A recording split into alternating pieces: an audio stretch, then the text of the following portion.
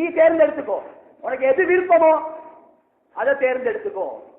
கண்ணியமான சோதரர், வாப்பா தெரியாப்பட்ட அந்தஸ்து தெரியுமா? கல்யாணம் முடிச்சு உம்மா என்ன செஞ்சுட்டா, வாப்பாவுக்கு டிவோர்ஸ கொடுத்துட்டான். இப்ப டிவோர்ஸ கொடுத்தா என்ன செய்யணும்? 2 பேர் பிரிஞ்சிடணும். அவனுக்கு சேரேலாது. இதுதான் ஷரியத்துடைய சட்டம். எந்த அளவுக்கு வாப்பா கண்ணியப்படுத்திக்கிறான்னு சொன்னா, புள்ளைக்கு வாப்பா வாப்பா தான், புள்ளைக்கு வாப்பா வாப்பா தான். இவ தன்னுடைய கணவரை விட்டுட்டா, ஆனா மவள்ட கல்யாணம் நடக்க போகுது.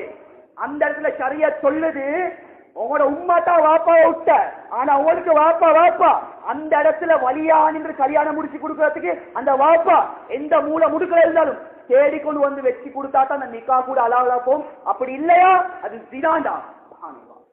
எவ்வளவு பெரிய வாப்போட அந்தஸ்து. இன்னைக்கு அதெல்லாம் விளங்காம தான் இன்னைக்கு சில குமரு பிள்ளைட இதை பார்க்கலும் டியூஷன் கிளாஸ் சொல்லி அது சொல்லி இது சொல்லி ஓடி போற கேஸ் ஓப்பனா செல்றேன்னா.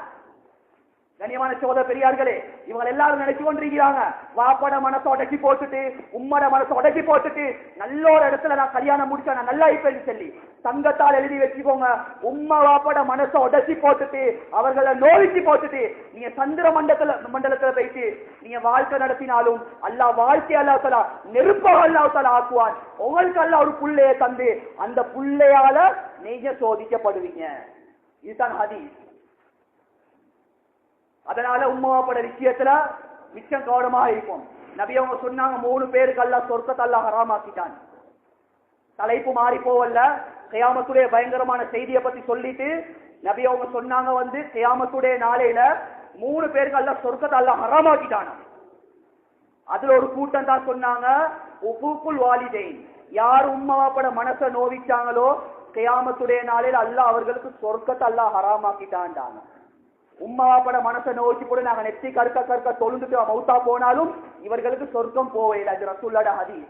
உம்மாவாப்பட மனசை உடச்சி போட்டுட்டு நாங்க எவ்வளவு தான் ஹஜ்ஜுக்கு மேல ஹஜ்ஜு செஞ்சாலும் தஹஜ்ஜுக்கு மேல தஹஜ்ஜத் தொழுந்தாலும் உம்மாவாப்பட மனசை உடச்சியா உனக்கு சொர்க்கம் போவேலா. அல்கமா ரலியல்லாஹு தஆலா அன்ஹு அவங்க கடைசி சக்கராத்துடைய நேரத்தில் இருக்கிறாங்க. இது ரசூலுல்லாஹ் காலத்துல நடந்த சம்பவம். நபி ஸல்லல்லாஹு அலைஹி வஸல்லம் களிமா சொல்லி கொடுக்குறாங்க, களிமா வாய்க்கு வருது இல்ல. இப்ப நபி ஸல்லல்லாஹு அலைஹி வஸல்லம் அவர்களுக்கு சரியான மட்டும் ஆச்சரியம் ஏந்த சஹாபாக்களுக்கு இந்த நிலைமையா? அப்ப ஒவ்வொரு சஹாபாக்களை கூட்டி இவட அமல போய் செக் பண்றாங்க. ஆனா எல்லா சஹாபாக்களும் சொல்றது மாஷா அல்லாஹ், இவட தொழுகையில விஷயம், தொழுகை, நோன்பு, ஜகாத் இதெல்லாம் எல்லாத்தையும் கட் அண்ட் ரைட் ஆயிருக்கிறாரு.